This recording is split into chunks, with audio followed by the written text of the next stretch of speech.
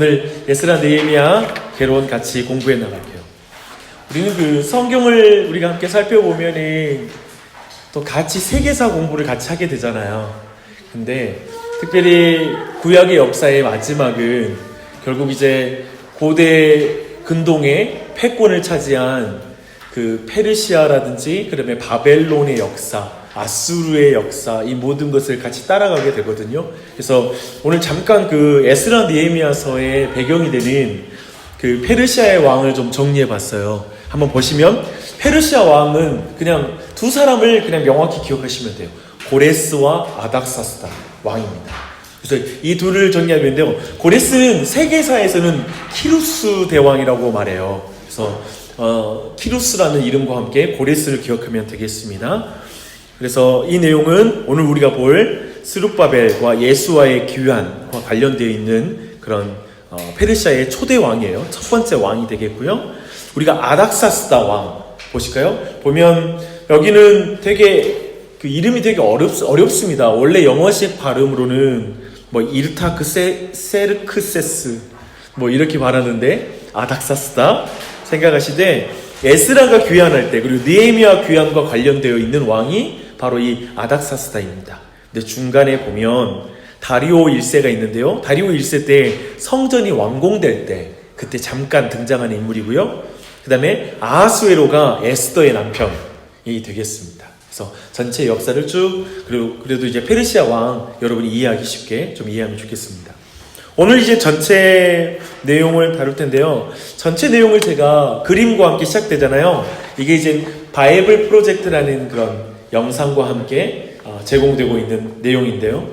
제가 가능한 대로 바이블 프로젝트를 기초로 해서 계속해서 가르치고 있거든요. 근데 오늘 내용이 사실은 바이블 프로젝트 해석을 중심으로 제가 좀 전달을 할 텐데 사실은 되게 여러분이 그리고 제가 우리에게 익숙하지 않았던 해석이 나와요. 그래서 이 해석이 나오는데 이 해석을 하는 그 해석 방법이 중요해요. 왜 그런 해석이 나오는지. 그런데 제가 우선 말씀드릴 거 뭐냐면 좀 오늘 나오는 해석은 좀 충격적인 해석이기도 해요. 예를 들면 이제 그 에스라가 귀환하고 나서 그 땅의 백성들이 귀환한 사람들끼리 결혼한 게 아니라 이방인들과 결혼하는 장면이 나와요. 근데 여기에 대한 해석에 대해서 우리가 기존에 생각했던 그런 개념들은 어떤 해석이죠? 당연히 이방인과 통혼하면 안 되는데 영적인 순교를 잃어버렸던 것으로 생각하잖아요. 근데 그런 부분에 해석을 하는데 여기에서 해석은 좀 그 부분에 대해서 다른 관점을 제시를 해요. 근데 그 다른 관점에 제시하는 근거들이 있는데요. 제가 그 부분들을 이 내용을 우리 바이블 프로젝트가 제시하는 해석 방법으로 해석을 먼저 해줄 거고요. 그 다음에 우리가 이걸 어떻게 이해할지를 차근차근 설명할게요. 그러니까 여러분 우선 이걸 해석할 때 전체적인 해석을 바이블 프로젝트를 따라간다라는 걸 이해만 하고 이제 내용으로 한번 들어가 보도록 하겠습니다. 보면 에스라와 느헤미야서는 원래 한 권의 책입니다. 그래서 이 책을 또 우리가 이름을 굳이 구분을 해놨잖아요. 이런 구분은 후대에서 이루어진 그런 현대적인 해석 그 성경 구분법이라는 걸 이해하고 우선 이것은 한 권의 책이다라는 인식을 가지고 출발하게요. 근데 이 책은 3명의 주요한 인물들로 구분이 될 수 있어요. 우리 보면 에스라 1장부터 6장까지 1차 귀환했던 페르시아 고레스 왕에 의해서 귀환되었던 사람들을 중심으로 진행이 되는데요. 스룹바벨이라는 중심 인물로 시작됩니다. 스룹바벨과 예수아가 또 옆에 있는데요. 이 스룹바벨이 한 일이 뭐냐면 고레스가 명령한 게 뭐냐면 성전을 재건하라는 거예요. 그러니까 고레스의 명령에 따라서 예배에 대한 정비 이것들이 주요한 내용들로 이 스룹바벨로 의해서 이끌어지고 있고요. 에스라 7장부터 10장까지의 주요 인물은 에스라예요. 근데 이때 이제 명령은 뭐냐면 토라와 공동체, 즉 율법에 따른 삶 그리고 공동체를 재건하는 일이 이때의 주요한 내용이 되겠습니다. 이때의 왕은 아닥사스다 1세예요. 그리고 느헤미야, 즉 3차 귀환이 이루어지는데요. 느헤미야서 전체가 그 내용이에요. 이 내용은 성벽 재건을 중심으로 이루어져요. 그래서 예루살렘의 성벽을 재건하는 내용들이 이때 주로 다루어지는 내용이 되겠습니다. 보면 어때요? 전체적인 순서가 기가 막히죠? 우리가 생각하는 건 성벽 제거 먼저 하고 그 다음 순서로 건너가야 되잖아요. 그렇죠? 근데 이 안에도 하나님의 뜻이 있는 것 같아요. 먼저 하나님과의 관계, 하나님의 임재가 우선이다라는 것 가운데 성전을 재건하고 그 다음에 그 성전에서 나오는 말씀으로 말미암는 삶을 다루고 그리고 마지막으로 성벽의 외적인 것, 조건을 다뤄가고 있죠. 이런 거 안에서도 어쩌면 우리 가정 그리고 우리의 교회가 어떻게 바로 세워질까라고 우리가 먼저 생각할 때 먼저는 하나님 우리 안에 예배가 바로 세워지게 해주십시오 라는 것이 먼저일 것이고 그리고 우리 가정이 말씀을 묵상하는 삶이 먼저 세워지게 해주십시오 라는 것. 어쩌면 우리에게는 외적인 조건, 보험을 뭘 종류를 들었느냐, 얼마만큼 우리 안에 재정들이 수입이 이루어지느냐, 수없이 많은 어떤 외적 조건을 먼저 생각할 수 있잖아요. 우리 육체적인 어떤 보호를 해줄 수 있는 것을 먼저 생각할 수 있는데 성경의 이 모든 재건의 순서 안에도 하나님께서 우리에게 주시는 관점들이 있다는 생각을 해요. 그래서 그런 부분들을 우리 각자 생각하면서 기도하고 또 배워나갔으면 좋겠습니다. 그렇다면 이제 첫 번째 우리가 보고자 하는 것이 에스라서와 느헤미야서의 구조예요. 그러니까 지금 스룹바벨, 에스라, 느헤미야를 다루잖아요. 이 전체 내용이 동일한 구조를 따라서 이루어져요. 그래서 패럴렐 디자인이라고 말하거든요. 평행 구조예요.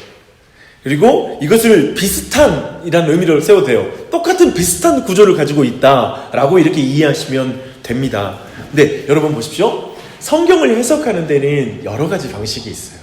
근데 우리가 일반적으로 큐티식이라고 하는 것은 모든 구조와 상관없이 하나씩 탁탁탁 쪼개가지고 그 부분만 보고 교훈을 얻어내는 거잖아요.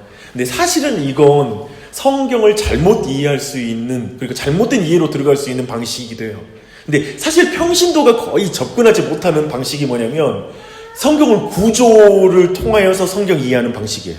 근데 이쪽까지 해석이 들어가는 걸 사실 물론 여기까지 들어가면 이런 것은 신학을 전문적으로 한 사람들만이 가능한 것이 우리에게 너무 어렵습니다 라고 말하죠. 맞아요. 어렵긴 해요. 근데 오늘 내용을 쭉 살펴볼 때 이 구조적인 것을 보면서 같이 볼 거예요. 그러면 성경을 이해하고 보는 눈이 굉장히 달라져요. 그리고 훨씬 정확해져요. 근데 성경의 이 각 권마다 이런 구조를 가지고 있기도 한데 중요한 건 뭐냐면 성경 전체가 구조를 가지고 있어요. 그렇게 본다면 내가 오늘 묵상하는 몇 절의 말씀을 전체 각 권마다의 구조 안에서 이해할 수 있을 것이고 또 다르게 뭐냐면 각 권마다 성경 66권과 연결된 전체 그림과 연결된 구조가 또 있어요. 그러니까 결국 해석이라는 거, 성경 해석을 작은 부분을 바르게 하기 위해서는 이 전체 구조와 연결되는 식으로 성경을 봐야만 그게 정말 정확한 해석이 되는 것이죠. 그리고 또 훨씬 풍성하게 이해가 될 수 있어요. 그래서 이런 안목을 가져가는데요. 에스라 느헤미야서의 구조는 옆에 봐봐요. 그림 있죠. 패럴렐 디자인이라고 이렇게 딱 되어 있는 부분이 있죠. 첫 번째가 뭐냐면 모든 구조가 페르시아 왕이 하나님께 감동을 받아서 지도자를 예루살렘으로 보내는 것을 시작이 돼요. 그러니까 스룹바벨, 에스라, 느헤미야 모두가 그래요. 물론 느헤미야가 약간 달라요. 느헤미야는 왕에게 간청하잖아요. 그렇지만 왕이 보내서 가는 거거든요. 이런 맥락은 같아요. 근데 또 두 번째는 뭐냐면 각 지도자들은 모두 반대를 겪게 돼요. 저항을 겪게 돼요. 그러니까 이런 일이. 근데 여기서 우리가 한 가지 그냥 교훈적으로 우리가 기억할 건 뭐냐면 우리는 하나님의 뜻이면 반대가 없다고 생각해. 그리고 순적하게 된다라는 생각을 많이 해요. 그래서 늘 저항을 경험하면 이게 하나님 뜻 아닌가라는 생각을 무조건 하는데 그게 아니라 하나님의 뜻대로 움직여도 항상 저항이 있게 돼 있어요. 이것을 도리어 우리가 생각하는 게 더 옳을 거예요. 그렇죠? 맞을 거예요. 항상 사단이 방해를 해요. 그러니까 교회도 마찬가지예요. 교회가 우리에게 문제가 없을 수 없어요. 교회는. 왜냐하면 바르게 길을 걸어갈 때 사단은 항상 방해하니까. 이런 개념을 우리가 가질 때 훨씬 바르게 접근할 수 있겠죠? 근데 세 번째 동일하게 또 내용이 뭐냐면 그들은 어려움을 다 극복해요. 모든 지도자들이 극복해요. 근데 모두 약간 의아한 결말로 이야기를 마쳐요. 근데 이 의아하게 마쳤다라는 부분이 이제 여러분들이 이제까지 보지 못했던 해석일 거예요. 지금 여기서 보는 뭐냐면 왜 그러냐면 제가 한 가지 알려드릴게요. 지금 바이블 프로젝트는 느헤미야 에스라서를 구조적으로 설명을 해요. 그러니까 성경 전체 구조 안에서 보기 때문에 의아해요. 왜냐하면 마지막에 에스라서 우리 스룹바벨 같은 경우는 성전 재건하고 완공하니까 모두가 너무 박수치며 기뻐하게 마치는 거잖아요. 예를 들면. 근데 구조적으로 본다면 그걸로 끝이 안 나거든요. 그 이후에 그 성전에서 있는 슬픈 일이 뒤에 기록되어 있는 거예요. 그런 맥락에서는 이게 전체 성경 구조하고 맥락돼서 예수 그리스도를 기다리는, 예수 그리스도를 가리킬 수밖에 없는 역사다라는 걸 이 바이블 프로젝트는 그렇게 해석하기 때문에 거기서 나오는 독특한, 왜 좀 의아한 결말이다라는 식으로 해석하는 이유가 하나하나 살펴보게 될 거예요. 이제 그 내용들을 하나하나 살펴볼게요. 이제 에스라 1장부터 6장의 내용입니다. 우리 1장 1절 봐봐요. 제가 써놓기도 했는데요. 함께 읽어보겠습니다. 시작. 바사왕 고레스 원년에 여호와께서 에레미야의 입을 통하여 하신 말씀을 이루게 하시려고 바사왕 고레스의 마음을 감동시키네 그가 온 나라에 공포도 하고 저소도 내려 이르되 라고 말하죠. 봐봐요. 지금 바사왕 고레스에 의해서, 즉 어떤 세계사적인 역사잖아요. 키루스 대왕에 의해서 이루어졌던 일을 왜 일어나냐면 이것은 예레미야에게 통해서 주어졌던 예언을 성취하기 위해서 이렇게 행했다라고 이렇게 말하고 있습니다. 이 말은 뭐냐면 근본적으로 선지자적 희망, 즉 포로기로 들어가는 순간에도 그 이전부터 에스겔, 에레미야 그리고 수많은 선지자들을 통하여 그들이 가지고 있었던 선지자적 희망이 있어요. 뭐냐면 너희들은 반드시 너희들 죄 때문에 심판당해. 그리고 바벨론에 끌려갈 거야. 하지만 너에게 희망이 있어라는 그 희망의 내용이에요. 그 내용이 이제 보면 그 prophetic hopes라고 하거든요. 그러니까 귀한 포로로 끌려간 이후에 있는 선지자적 희망이 있다라는 거예요. 근데 그 선지자적 희망을 계속 예언해 왔어요. 첫 번째는 뭐냐면 이게 그러니까 이 말을 왜 하냐면 보세요. 지금 3명의 지도자를 통해서 귀환이 일어나잖아요. 이래서 나타나는 게 뭐냐면 성전 재건, 그 다음에 나타나는 게 그 율법의 회복, 그 다음에 마지막으로 성벽이 재건된다고요. 근데 이 일을 일어날 때마다 지금 유대인들에게는 엄청난 희망이 있는 거예요. 근데 그들의 희망은 뭐냐면 선지자를 통해서 예언됐던 그 선지자들이 예언했던 내용이 성취될 거 아닐까? 성취될 거야 라는 그 기대감을 가득한 마음으로 모두가 귀환하는 거예요. 그 기대감이 다들 가지고 있는 거예요. 그래서 이걸 다루지 않을 수가 없어요. 반드시 이 내용을 다루고 우리가 이 부분을 이해하는 단계예요. 그래서 첫 번째는 뭐냐면 다윗의 줄기에서 오실 메시아 왕에 대한 소망이 지금 그들에게 있는 희망이었어요. 보면 우리 한번 이사야 11장으로 가보게요. 이사야 11장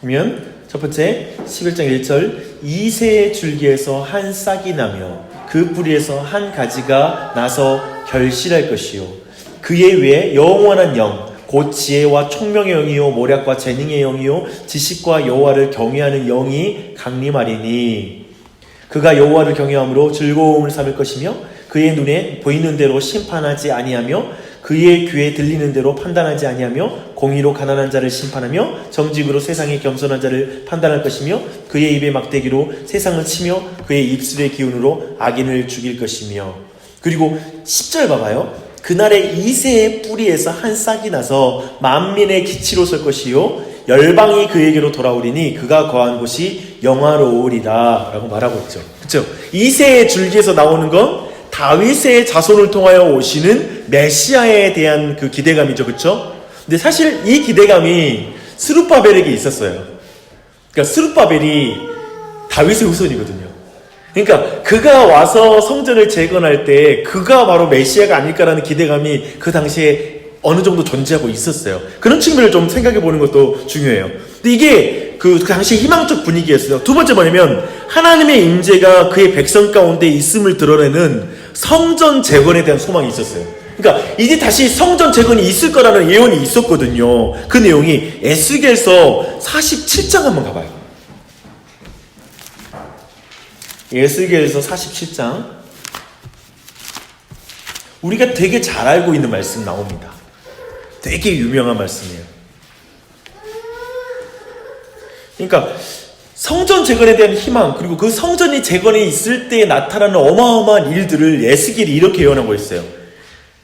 1절로 보면 그가 나를 데리고 성전 문에 이르시리니 성전의 앞면이 동쪽을 향하였는데 그 문지방 밑에서 물이 나와 동쪽으로 흐르다가 성전 오른쪽 제단 남쪽으로 흘러내리더라. 그가 또 나를 데리고 북문으로 가서 바깥길로 꺾여 동쪽을 향한 바깥문에 이르기로 본즉 물이 그 오른쪽에서 스며 나오더라. 그 사람이 손에 줄을 잡고 동쪽으로 나아가며 천척을 측량한 후에 내게 그 물을 건너게 하시니 물이 발목에 오르니 다시 천척을 측량하고 내게 물을 건너게 하시니 물이 무릎에 오르고 다시 천척을 측량하고 내게 물을 건너게 하시니 물이 허리에 오르고 다시 천척을 측량하니 물이 내가 건너지 못할 강이 된지라. 그 물이 가득하여 헤엄칠 만한 물이요 사람이 능히 건너지 못할 강이더라. 그리고 나서 우리 12절 봐봐요. 강 좌우 가에는 각종 먹을 과실나무가 자라서 그 잎이 시들지 아니하며 열매가 끊이지 아니하며 달마다 새 열매를 맺으리니 그 물이 성소를 통하여 나옵니다. 그 열매는 먹을만하고 그 잎사귀는 약재가 되리라. 그쵸? 그래서 마지막 날에 있잖아요. 그 새하늘과 새 땅에도 이 강이 흐르는데요. 그 땅에도 그걸 만질 때 치료가 되는 강이에요. 영생을 얻게 되는 생물이 흐르는 거예요. 그러니까 이 이미지를 계속 사용하는 거예요. 그래서 이 성전이 재건되면 모든 민족이 와서 먹었을 때 생명을 얻는 그 물이 흐를 것이다. 사방으로 흘러가는 그 복이 흘러가는 그 역사가 있을 거라고 성전 재건에 대한 희망을 가지고 있었어요. 이해되시죠? 이 두 번째 이 예언이 이루어질 걸 기대했고요. 또 세 번째가 뭐냐면 하나님 나라가 열방을 통치하고 축복하는 소망이 될 것이다 라고 생각을 했어요. 스가랴 8장 20절로 23절 가봐요. 스가랴 8장 20절로 23절이에요.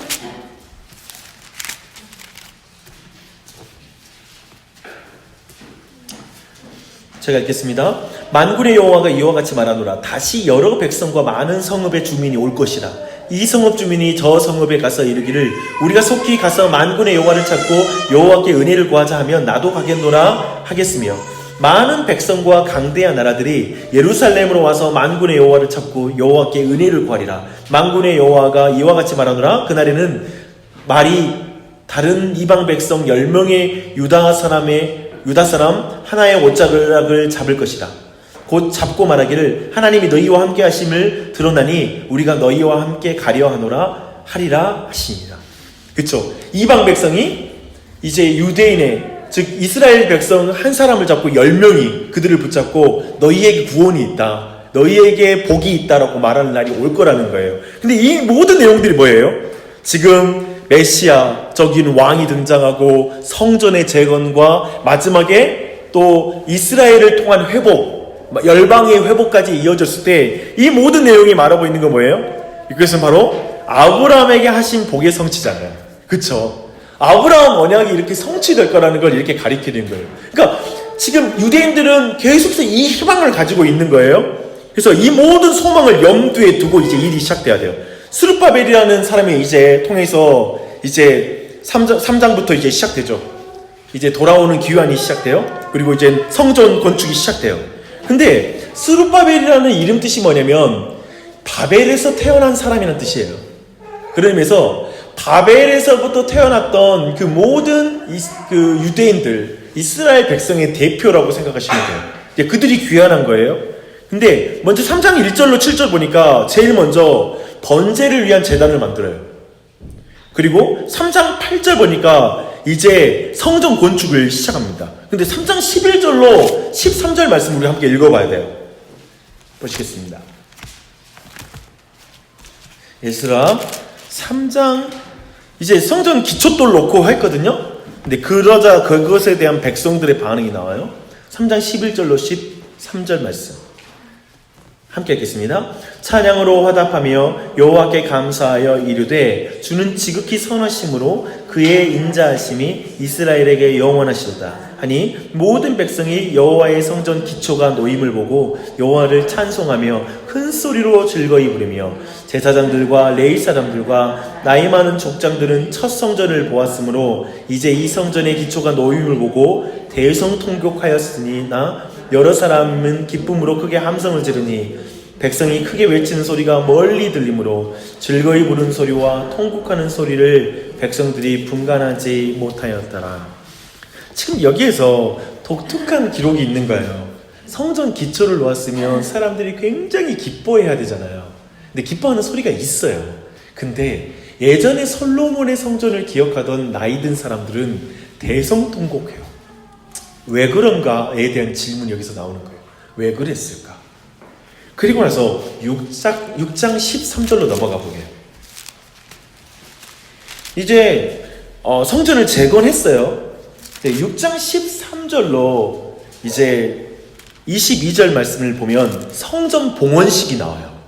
이제 다 완공을 한 거죠. 근데 이 성전 봉헌식을 보면 쭉 여러분 눈으로 읽어보면 뭐 제사장들 반차를 정하고 그리고 수소 100마리와 순양 200마리, 어린 양 400마리로 제사 드리고 하는 일들이 있어요. 그리고 19절부터는 유월절을 지켜요. 근데 한번 쭉 봐봐요. 여호와의 영광스러운 임재가 나와요, 안 나와요? 안 나와요. 근데 이런 동일한 맥락에서 레위기 9장으로 가요.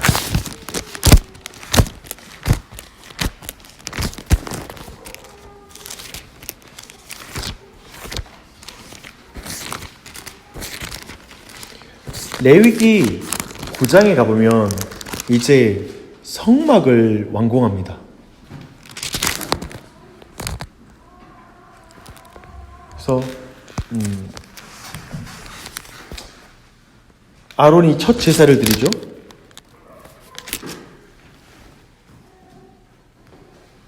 그 23절 봐봐요. 24절 함께 읽겠습니다. 시작. 모세와 아론이 회막에 들어갔다가 나와서 백성에게 축복하며 여호와 영광이 온 백성에게 나타나며 불이 여호와 앞에서 나와 제단 위에 번제물과 기름을 사른지라 온 백성이 이를 보고 소리를 지르며 엎드렸더라. 그쵸? 굉장히 가시적으로 여호와의 임재를 온 백성이 느낄 수 있을 정도로 확실하게 하나님께서 임재하시는 걸 보여줘요. 그리고 성전을 다 완공했을 때 상황을 봐보게요. 이제 내용은 왕상 8장으로 가져가십시오. 열왕기상 8장이에요. 이제 솔로몬에 의해서 성전이 완공이 된 거예요.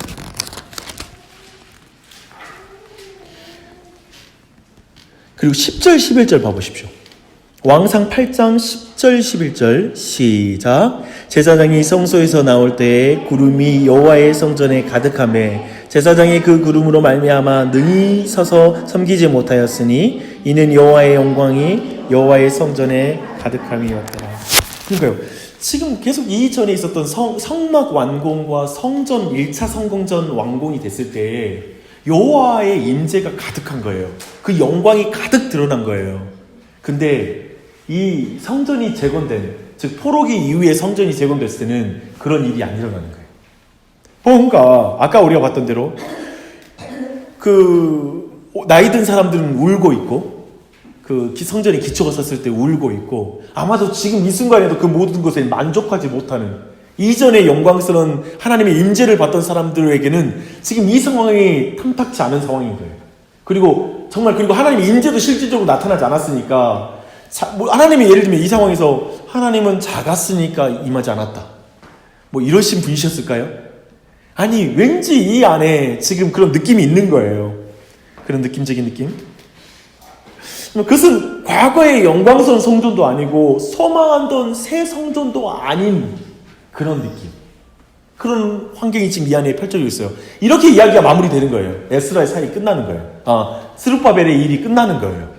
왠지 좀 마무리가 좀 시원치 않죠. 개운치가 않아요. 이런 마음으로 보는데 우리가 잠깐 사상에서 반대자 이야기를 해야 돼요. 왜냐하면 우리가 반대자가 있다고 했잖아요. 근데 사장 1절 2절 보면 대적이 나와요. 근데 이 대적 사장 1절로 가보게요. 에스라서 4장입니다.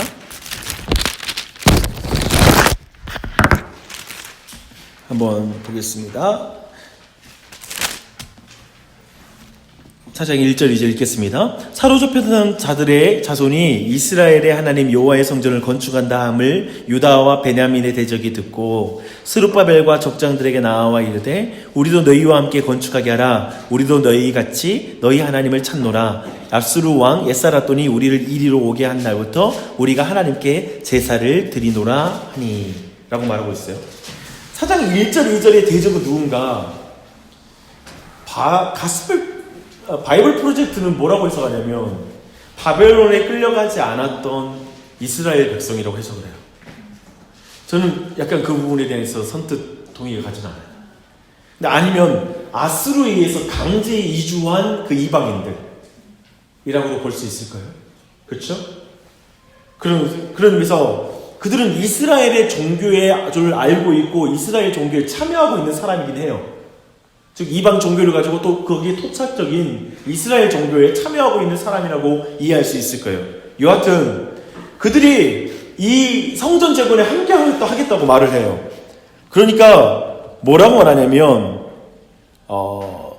이 3절 봐봐요. 스룹바벨과 예수와 기타 이스라엘 족장들이 이르되 우리 하나님의 성전을 건축하는데 너희는 우리와 어떻다? 상관이 없느니라 라고 말해요.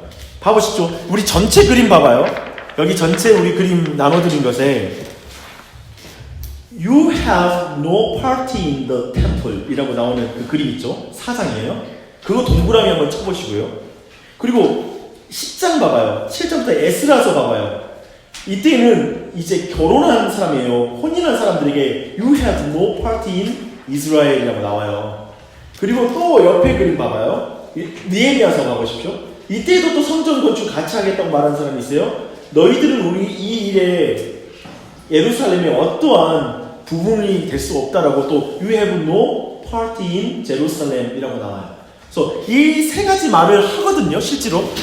그러니까 너희들은 우리와 상관없는 사람이야. 상관없는 사람이야. 즉 이방인들이 성전 지으려고 나오고 예루살렘 성벽 재건으로 나오고 그리고 여러 가지 율법 가운데 나올 때 그 혼인로 들어와서 이스라엘의 혼인대에서 들어온 사람들에게도 너희들은 우리 이스라엘의 일부가 될 수 없어 라고 하는 말들이 나와요. 나중에 이건 볼게요. 근데 스룹바벨은 명백히 거부예요. 그러니까 결국 이렇게 거부해서 그들은 대적들이 되죠, 실질적으로. 근데 이들을 어떻게 볼 것인지를 차근차근 볼게요. 근데 스룹바벨은 이런 어려움을 극복하지만 계속 의문이 생겨요.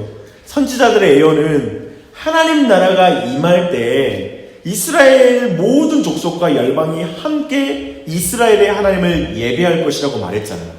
아까 우리가 살펴봤죠.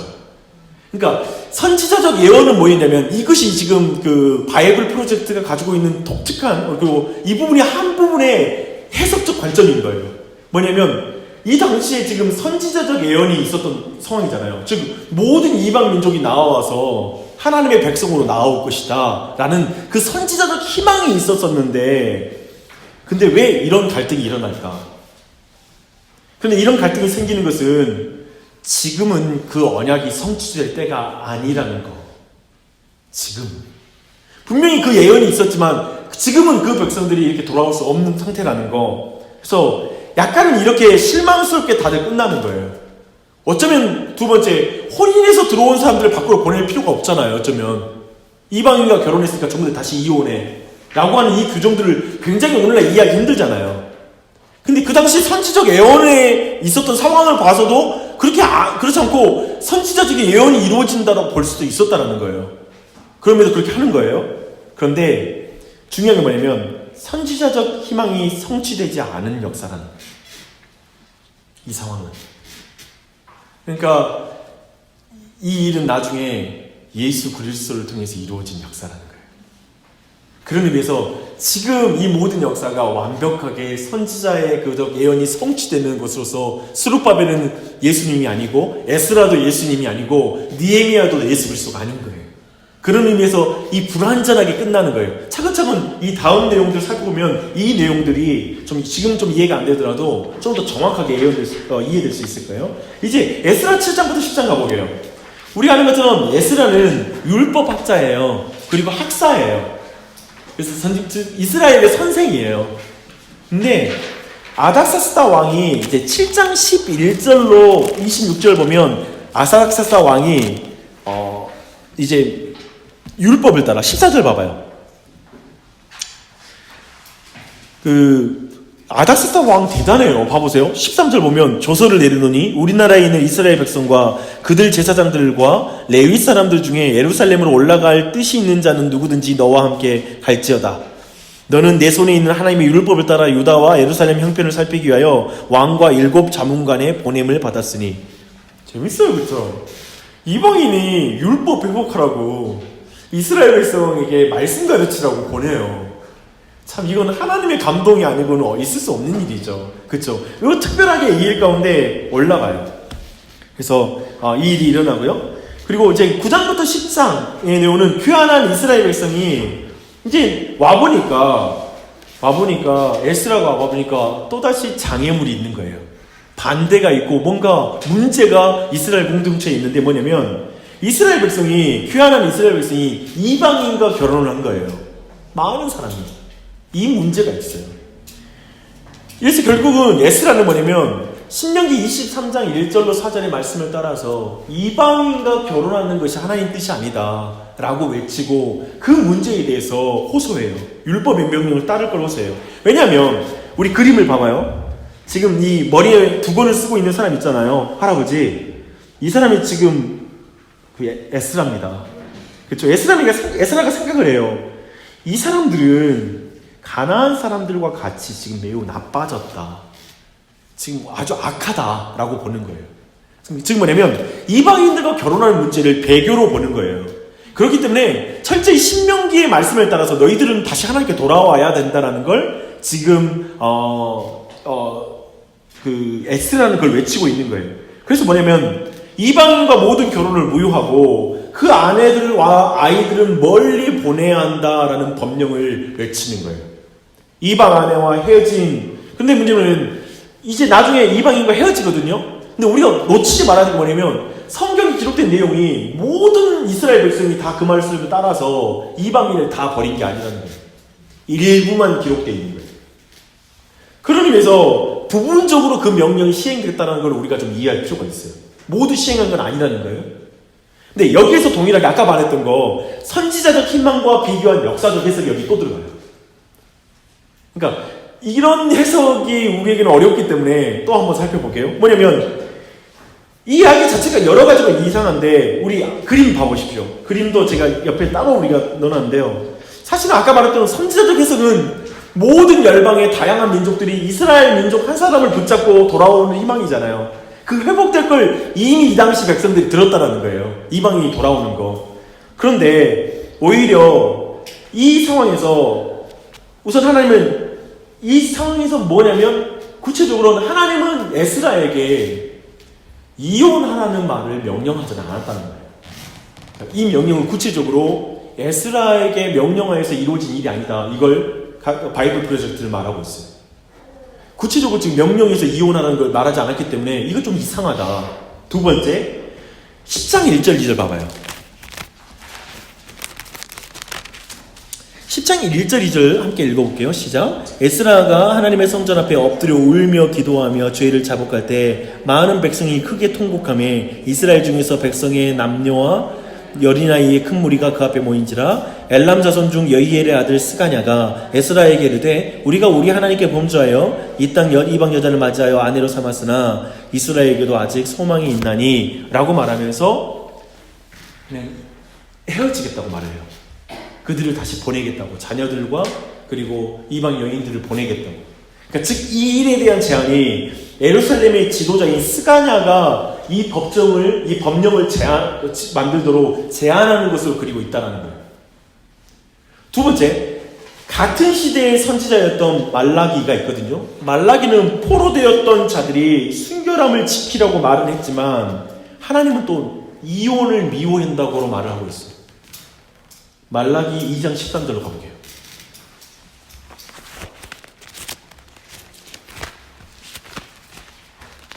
말라기 2장 네, 3절로 16절이요. 다 함께 읽겠습니다. 시작. 너희가 이런 일도 행하나니 곧 눈물과 울음과 탄식으로 여호와의 제단을 가리게 하는도다. 그러므로 여호와께서 다시는 너희 봉헌물을 돌아보지 아니하시며 그것을 너희 손에서 기꺼이 받지 아니하시거늘 너희는 이르기를 어찌 됨이니까 한도다. 이는 내가 어려서 맞이한 아내 사이에 여호와께서 증인이 되시기 때문이라. 그는 내 짝이요 너도 서약한 아내로서 내가 그에게 거짓을 행하였도다. 그에게는 영이 충만하였으나 오직 하나를 만들지 아니하셨으면 어찌하여 하나만 만드셨느냐? 이는 경건한 자손을 얻고자 하심이라. 그러므로 내 심령을 삼가 지켜 어려서 맞이한 아내에게 거짓을 행하지 말지니라. 이스라엘 하나님 여호와가 이르노니 나는 이혼하는 것과 옷으로 학대하는 가리는 자를 미워하노라. 만군의 여호와의 말이니라. 그러므로 너희 심령을 삼가 지켜 거짓을 행하지 말지니라. 지금 여기에서의 이혼, 어려서 맞이한 그 아내를 이스라엘 여인이다 라고 해석하고 저 이방 민족과 맞이한 그 여인은 그걸 말하는 거 아니다. 그건 이혼을 허락할 수 있다. 그렇게도 해석할 수 있겠죠. 그렇죠? 이 부분에서 따라오고 계시죠? 그렇죠? 여러 가지 해석에 대한 논란이 있을 수 있어요.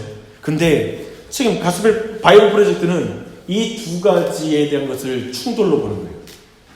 지금 그 동시에 활동했던 말라기는 이혼을 금하고 있는데 왜 여기서 또 이혼을 말하고 있느냐라는 부분들을 지적하고 있어요. 다소 앞뒤가 맞지 않는 칙령이라는 거예요. 그래서 이 부분이 굉장히 반복되고 있는 전체의 지금 패턴이다라고 보는 거예요. 지금 에스라 느헤미야서에서 반복되는 패턴이다. 그리고 이게 좀 실망스러운 결말이라는 거죠. 근데 이 부분에 대한 해석은 여러 가지일 수 있어요. 근데 제가 보는 건 나중에 설명하겠지만 근데 중요한 게 뭐냐면 선지자적 희망은 지금 성취되지 않았다는 거예요. 이해되죠? 이건 확실해요. 선지자적 희망, 즉 이방인들이 돌아와서 이스라엘 백성과 나오게 하나님의 백성이 되는, 즉 아브라함의 언약이 성취되는 것으로서 나타나지 않고 있다는 거예요. 그렇다면 이건 또 뭘 가리키는가? 도리어 예수 그리스도를 가리키는 것이죠. 그 전 지점까지 우리가 이해할 수 있어요. 그렇죠? 거기까지 가고요. 이제 마지막으로 우리 느헤미야를 보실게요. 이제 느헤미야 1장부터 7장까지 성벽 재건이 나와요. 우리가 알고 있죠? 1장부터 3장은 페르시아의 정부에서 일하는 이스라엘 출신 공무원으로서 느헤미야가 나와요. 느헤미야는 공무원입니다. 근데 예루살렘 성에 대한 소식을 듣고 나서 그가 금식해요. 그게 느헤미야 1장 7절에 나오죠. 이렇게 나오고 한번 봐볼까요? 느헤미야서 1장 7절입니다. 시작.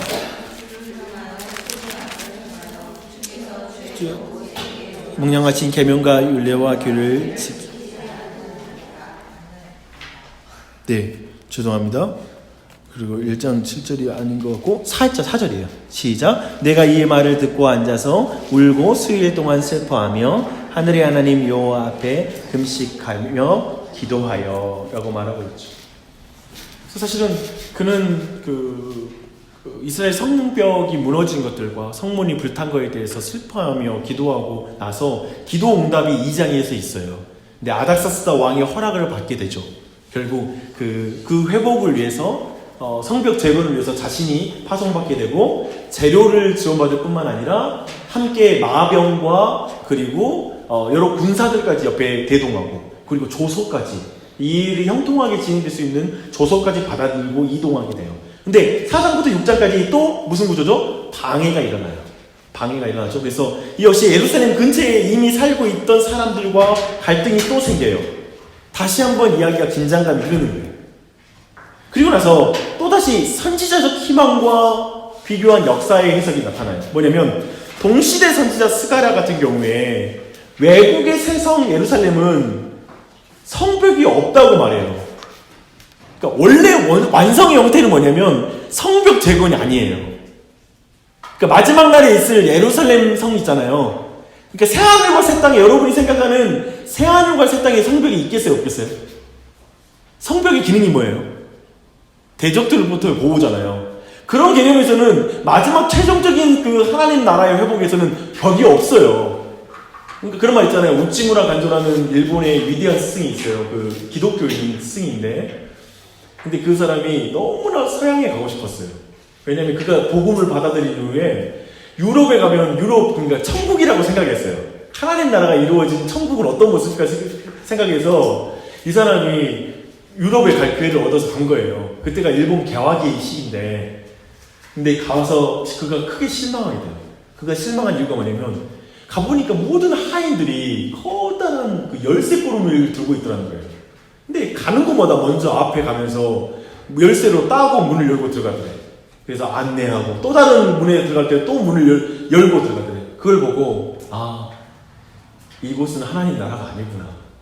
얼마나 서로를 신뢰하지 못하고 훔쳐가기에 이렇게 열쇠를 많이 가져야 된단 말인가 라는 거에서 그가 실망하고 돌아왔대요. 일본으로. 그 말을 듣는데 마찬가지죠. 새하늘과 땅에 있는 예루살렘 성에는 성벽이 없다라는 게 스가랴의 예언인 거예요. 그런 의미에서 바이블 프로젝트는 큰 틀에서 해석을 해버리는 거예요. 근본적으로 이 일이 최종적인 그 스가랴의 예언의 성취가 아니라는 거야. 그리고 이 일에 대해서 지금 그 느헤미야도 약간은 이에 대한 관점은 아니라고 보는 거예요. 그래서 그런 예루살렘 근처 사람들에게 또 말하거든요. 느헤미야 2장 20절 보면 너희는 예루살렘에 아무 기업이 없다 라고 말하거든. 너희들은 아무 상관없어 라는 말을 하는 거죠. 당연히 이 일로 적대감을 갖게 되고 이 일로 그 사람들이 방해를 하는 거예요. 그래서 무장한 채 성벽을 재건하는 게 느헤미야서의 성벽 재건이에요. 근데 여기서 계속 의문점을 여기서 질문을 하는 거예요. 무슨 질문이냐면 이러한 갈등들이 다른 방법으로 해결될 수 없었을까? 이게 바이블 프로젝트의 관점이에요. 성경 해석이 하나의 큰 관점이에요. 어떻게 생각하세요? 우리는 느헤미야서 하면 무조건 완전히 긍정적인 것으로서 해석을 하잖아요. 근데 느헤미야서 자체를 그 당시에 있었던 그 선지자적 희망, 예언의 관점으로 해석을 또 하는 거예요. 이런 면에서 성경 본다라는 게 참 쉽지는 않다라는 생각을 하죠. 그렇죠? 굉장히 신중할 수밖에 없어요. 되게 이런 것들을 또 틀렸다고 말할 수가 없어요. 또 다른 성경의 관점으로 가기 때문에 이런 부분을 우리 한번 볼 필요가 있어요. 결론적으로 이제 느헤미야서와 에스라서 전체적으로 봤을 때 긍정적인 결론과 부정적 결론으로 마지막 결론이 나와요.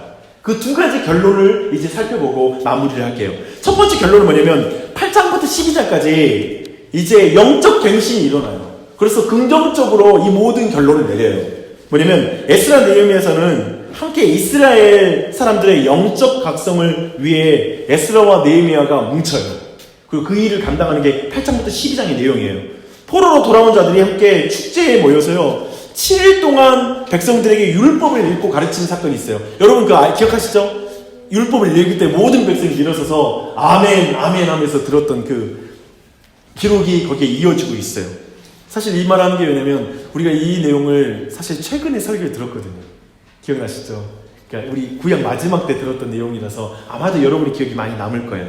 그리고 초막절까지 기념해요. 그래서 출애굽과 광야에서의 하나님의 신실하신 인도하심까지 쭉 기억해요.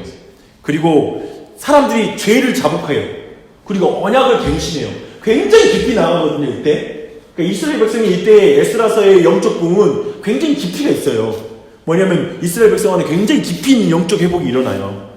그리고 율법의 모든 명령을 따르겠다고 맹세까지 일어나요. 그리고 서약하는 일까지 일어나요.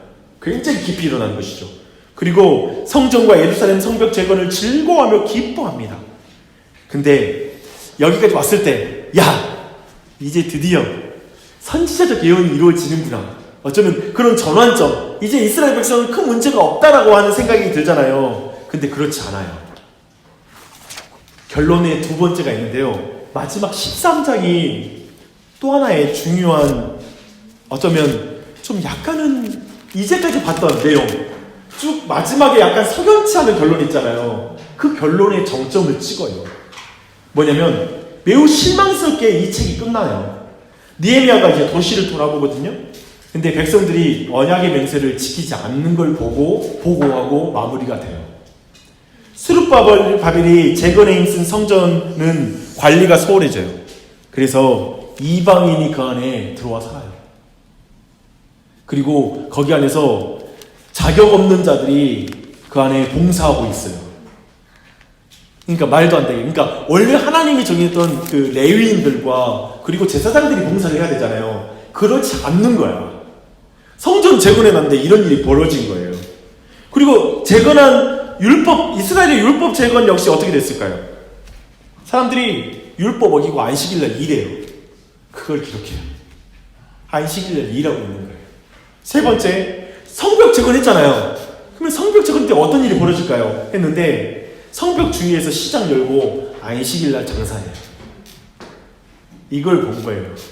마지막에 이걸 쭉 보고하고 마무리가 돼요. 느헤미야 난리 나죠. 13장 25절 봐보십시오. 내가 그들을 책망하고 저주하며 그들 중 몇 사람을 때리고 그들의 머리털을 뽑고 이르되 너희는 너희 딸들을 그의 아들들에게 주지 말고 너희 아들들이나 그들을 위하여 그들의 딸을 데려오지 아니하겠다고 하나님을 가리켜 명세하라 라고 말해요. 아까 말했던 결혼하는 문제 있잖아요. 이방인과 그 문제가 다시 발생해요. 그러니까 머리털 뜯고 막 난리가 난 거잖아요. 막 때리고 상상을 해보십시오. 그리고 되게 슬프게 마무리되는데 마지막 마무리가 아주 기가 막혀요. 한번 31절 봐봐요. 30절 31절. 내가 이와 같이 그들에게 이방 사람을 떠나게 하여 그들을 깨끗하게 하고 또 제사장과 레위 사람들의 반열을 세워 각각 자기의 일을 맡게 하고 또 정한 기한에 나무와 처음 익은 것을 드리게 하였사오니 내 하나님이여 나를 기억하사 복을 주옵소서.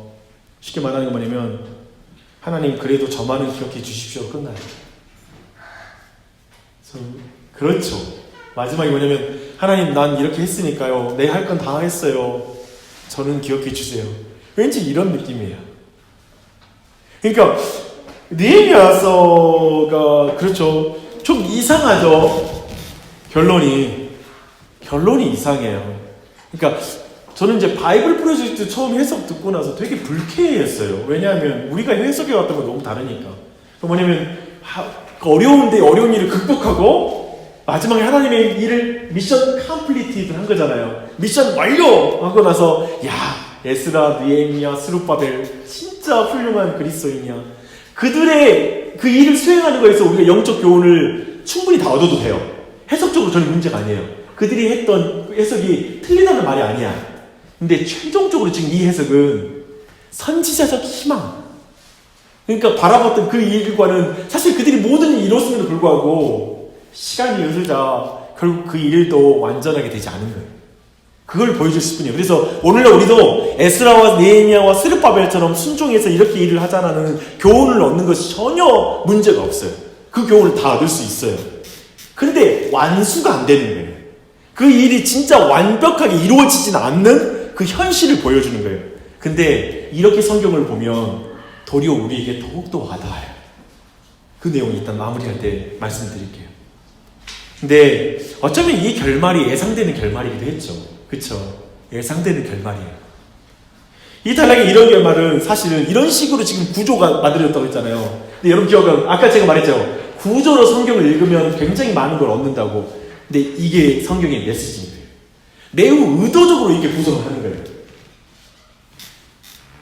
그러면서 이 책이 그렇다면 이 책이 전체 성경과 연결돼야지 답을 얻는 성경이라는 걸 보여주는 거예요. 이걸 놓치면 안 돼요. 그러니까 이런 성경의 구조를 볼 때 뭔가 결론이 탐탁지 않잖아요. 정확히 안 맺어졌잖아. 그러니까 이런 결론을 내린 이유는 뭐냐면 지금 이 에스라 느헤미야서가 사실은 그 구약 역사가 마지막이거든요. 마지막 역사서거든요. 근데 이 역사가 결국 뭘 가리키냐면 예수 그리스도께 연결시키기 위해서 이렇게 결론을 이렇게 짓는 거예요. 이 불완전한 역사. 뭔가 정확히 딱 맺지 않는 거 뭐냐면 맞아. 구약의 역사는 결국 이렇게 끝이 나. 다시 와서 성전 재건한다고 했고 다시 와서 성벽 재건한다고 했고 다시 와서 율법을 회복시키려고 했어. 근데 그 마음의 부패함은 해결이 안 돼. 근본적으로 그 마음이 이스라엘 백성의 마음은 고쳐지지 않아. 근데 이것을 위하여 예수 그리스도가 오시는 거야. 라는 걸 그 역사 안에서 이걸 연결시키는 거예요. 그래서 이렇게 우리가 그러니까 성경이라는 거 하나도 그 자신론 결론이 안 나는데 큰 책으로 성경 전체 큰 역사를 연결시키면 답이 된다고요, 이게. 제가 이런 말을 드리는 이유는 이거예요. 우리의 하루라는 시간, 그리고 내가 사역을 했을 때 어떤 사역이라는 것도 그렇고, 잘 생각해봐요. 여러분이 가정일도 그렇고, 아내로서의 역할도 그렇고, 남편의 역할도 그렇고, 어느 하나 잘 맺어지지가 않아요. 잘 묶어지지가 않아. 어느 날은 된 것 같은데 다음날 문제가 또 생겨요. 우리는 그걸 경험하잖아요. 우리 아들 어느 날 잡아가지고 말 잘 듣는데 다음날 말 안 들어.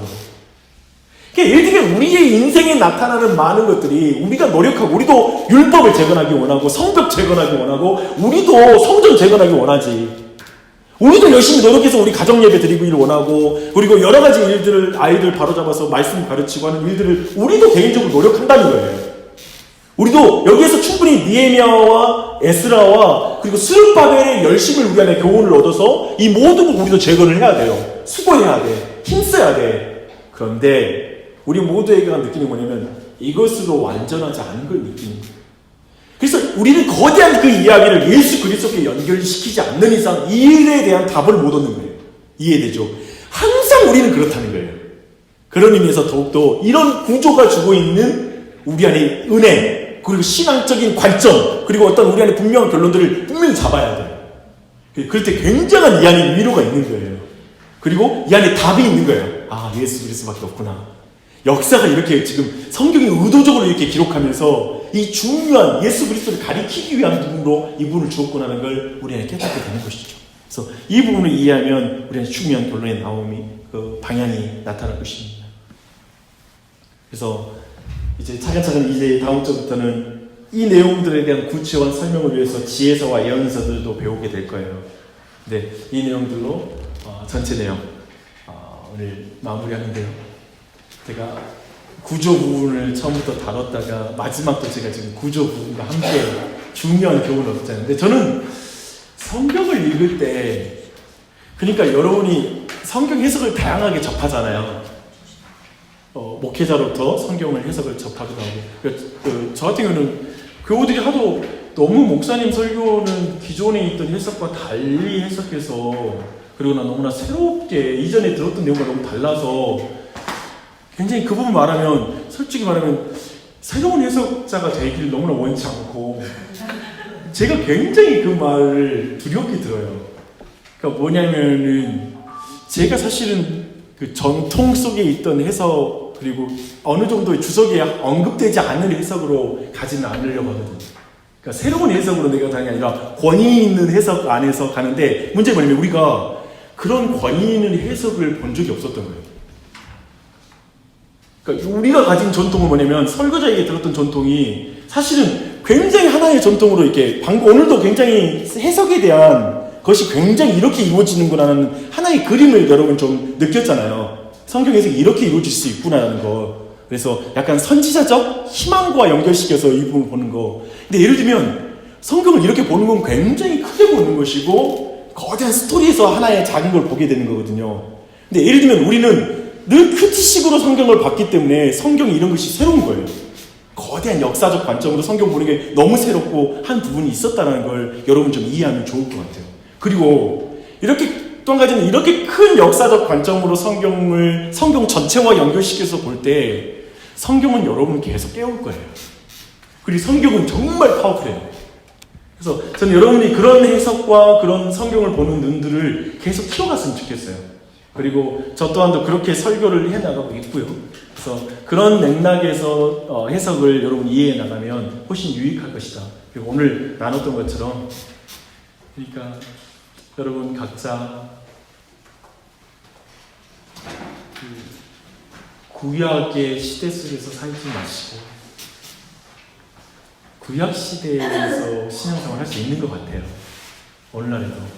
그러니까 예수 그리스도가 결론인데, 예수 그리스도께 연결돼야 되는데 거기까지 안 가고 신앙생활하는 경우가 너무 많은 것 같아요. 사실은 니에미야 어떻게 봐야 될지 모르겠어요. 마지막에 하나님이여 나를 기억하사 복을 주옵소서. 이렇게 결론 내는 게 이게 뭐라고 봐야 되나? 뭐냐면 마지막에 했는데, 사역 열심히 했는데 결국 다 엉망이 된 거 보면서 하나님 그냥 저 좀 기억해 주세요. 이렇게 한 것인지 뭐라는지 잘 모르겠어요. 근데 우리의 결론은 뭘까? 사실은 좀 실망스러운 순간이 올 수 있어요, 우리가. 왜냐면 내가 열심히 하면 할수록 얼마나 니에미야 열심히 했었겠어요. 진액이 빠지도록 했는데 결과가 옛날로 다 돌아간 모습 보면 얼마나 실망이 됐겠어요. 근데 이 실망감이 제가 볼 때 그 엄마 아빠의 실망감, 그리고 남편과 아내의 실망감이기도 하고, 영적으로 재건하려고 할 때 뭔가를 성전과 예배 막 이런 걸 가정 안에서 이루려고 하고 교회 안에서 그걸 보고자 할 때 올 수 있는 실망감. 그리고 이 실망감이 결국 우리로 하여금 낙심하게 만들어요. 근데 제가 볼 땐 그런 상황에서 도리어 어쩌면 오늘 말씀이 우리에게 큰 위로가 주는 말씀이고, 그래서 그 상황을 견디면서 이건 이 땅에서 예수님이 오실 때까지 우리가 볼 수밖에 없는 상황이구나. 기억하십시오. 예수님 오실 때까지 죄와 뒤섞인 교회, 가정, 이 모습 우리가 극복할 수 없어요. 이거 계속 보고 사역해야 돼요. 이거 계속 보면서 가정을 섬겨야 돼요. 이해되시죠? 옛날로 돌아간 것 같은 사람, 남편, 또 배우자를 보고 살아야 되는 거야. 노력했는데 또 옛날로 또 돌아가. 애들도 교육하고 교육했는데 옛날로 또 돌아가. 그 모습을 보면서 가야 돼. 그래도 희망을 갖고 정말 말씀의 교훈을 따라서 예수님 의지하면서 끝까지 주님 오신 날까지 그 길 걸어가야 되겠다라는 결론이 우리 모두의 결론이 되기를 축원합니다. 아멘.